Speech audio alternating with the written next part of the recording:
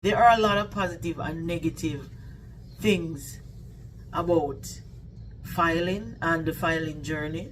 Today I'm going to touch on that side of my journey. When my son filed for me, could not file for Mr. Francis. Someone asked me in the comment section and I told them that I will get to that part.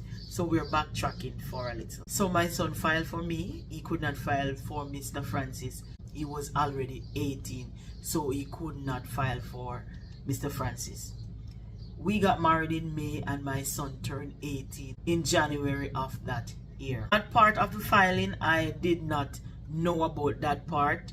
That one was like new to me when I came up to that bump, because I thought my son could have filed for Francis. I was so sad when I found out that information, because simply mean I would have to leave my husband and I would have to come over here and then file for him and my daughter. I knew when my son was petitioning for me, my daughter wouldn't come. He would have to do a separate petition for his sister.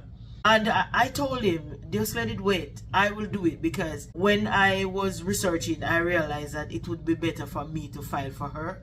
It will go faster. If he filed for his sister, it would take a lot of years. So I told him, just wait, I will file for her. You know, God work in mysterious ways, His wonders to perform. That's a saying we have in Jamaica. I don't know if anybody else around the world know about that, but that's one of the saying we have in Jamaica. When the thing is happening to us, or when we're going through that particular journey, we don't know why certain things happen, but when we come through, we realize why it happened. I say that to say this. When I migrated, my daughter wanted to stay home. She wanted to stay in the home.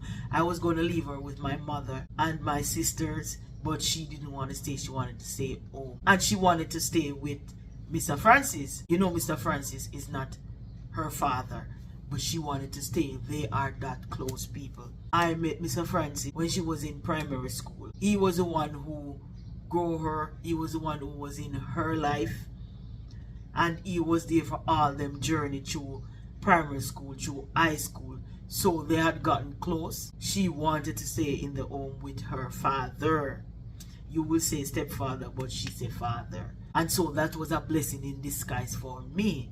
And so I left my daughter with my husband. A lot of people said a lot of things. You're going to leave your child with stepfather. You're going to leave your child with man alone. No more woman in the house, nobody else in the home. But I trusted my husband. My daughter trusted him. So it was not a problem. It wasn't a hard decision for me to make. It was not, people. I didn't think twice. I didn't have anything at the back of my mind that something was going to happen, because I knew my husband and I knew that he really loved her. And people, another thing, when I was living in Jamaica, I was a postmaster, and so I could not leave the job to do a lot of things as it pertaining to my kids. When I met Mr. Francis, he stepped up to the plate and he started playing his father role. I could not get the time from work, because when you're in charge, you have to see to the day-to-day running at the post office, and it's kind of hard to leave and go to certain activities in school. You would have to get like sending departmental leave like for about 2 weeks before, and sometimes the school send you notices and it's just like 2 days before or 3 days before, so you're not privy to what they're going to have or whatever meeting they're going to have for the children. So Mr. Francis rose to the occasion and he started filling in those roles. He went so often that when I get the chance to go, they asked for him. They said, "Where's Mr. Francis?" I said, "Mr. Francis couldn't make it today, and so I am here." They said, "We're happy to see you whenever we see you, Mrs. Francis, but we are so used to seeing Mr. Francis." That's how involved he was in my daughter's life. And I was so happy. I felt so blessed. It was God's doing. That's why I say God work in mysterious ways, His wonders to perform. Because I did not know that He would play such a vital role in my daughter's life when I migrated. To God be the glory. I know a lot of people can't say that, because when they leave their children back in their homeland. They go through a lot of stuff. People abusing their children, people not feeding their kids whenever they send money home, people not using the money for what it's supposed to do. They use it for a lot of things. People, I did not go through that. I did not go through that at all. That's one of the happy time when I just migrated. I tell you, I am just giving God thanks. My daughter gave Mr. Francis a lot of problem, yes, but he could handle it because he had 2 daughters. Sometimes when she wanted to go around Mr. Francis, she would say, "Mommy, you know I want to go so and so. What you think?" And I would say, "What did Mr. Francis said?" She said, "Mommy, man." I said, "Did you ask him?" She said, "Yes." I said, "What did he say?" She tried to trick me, no, people. "What did he say?" "Oh, him said no." Then I said, "Why you come to me?" One thing I did, people, and I put my feet down. I was not in Jamaica, and I always tell her, whatever decision Mr. Francis make whilst I'm not there, it goes, and I'm not gonna go around what he says and change whatever decision he made, because that don't look good when the parents is stagger warring on certain decision as it relates to children. Cushion it. Say for instance, she want to go to her friend and she want to spend the night. No. Say, "I'm going to allow you to go, but you're going to go like this time to that time. Meet me halfway." Those are some of the ways we work out all of those situations that arises while I was in America and they were still back in Jamaica. It worked. I am not complaining. It worked. Those were some of the good times. Mr. Francis did back to school shopping. He went to everything that was going on at the school. He did not miss anything unless I was there and I go for it. And I said, "I got this." My husband and my daughter, they are so close. A lot of times she will call him first before she called me. Not because she don't trust me. It's the bond that they have. That's one of the things that I'm talking about today. When you have to leave your kids back home when one of the parents go overseas, it is very hard. It is very heart-wrenching. If you have family that you know you can trust, I know you will feel bad and not so bad. You will worry and not worry, if you understand what I mean. When I left my husband, we weren't apart for any long period. I used to visit America or go to Trinidad or Canada or wherever, but we were always going back home. This is the longest we have ever been apart.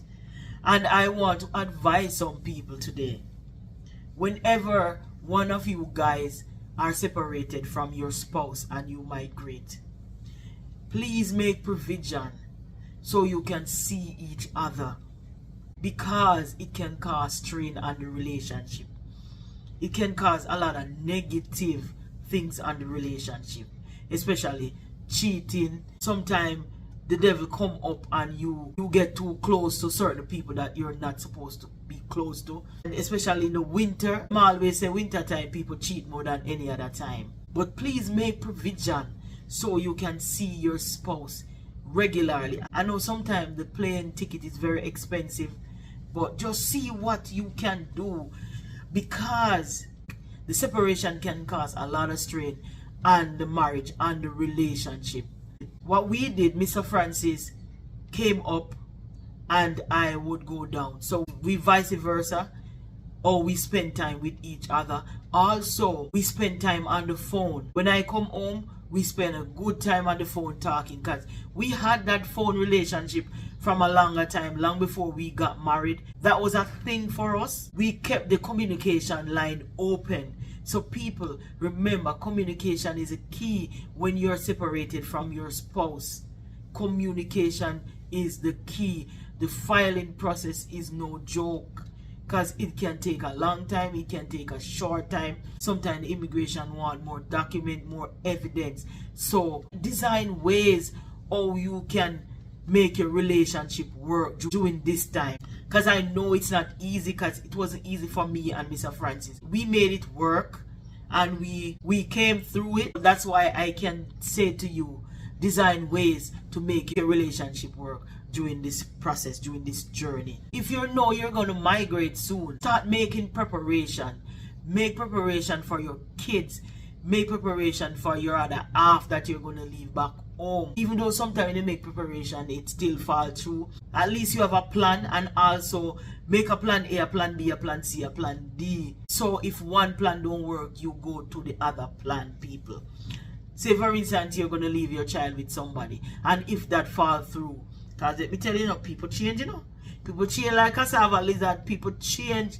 So make contingency plan for when that plan don't work. Nobody don't want to be in a far distant land and you hear that somebody is treating your child with disrespect or beating on your child, abusing your child. Nobody want to hear that. So make plans, people. Make plans and try go back as much as you can. And no, as I said, I know the plane fare is expensive, but try to go back as much as you can. Whether 2 times a year, 3 times a year, but keep that relationship fire burning.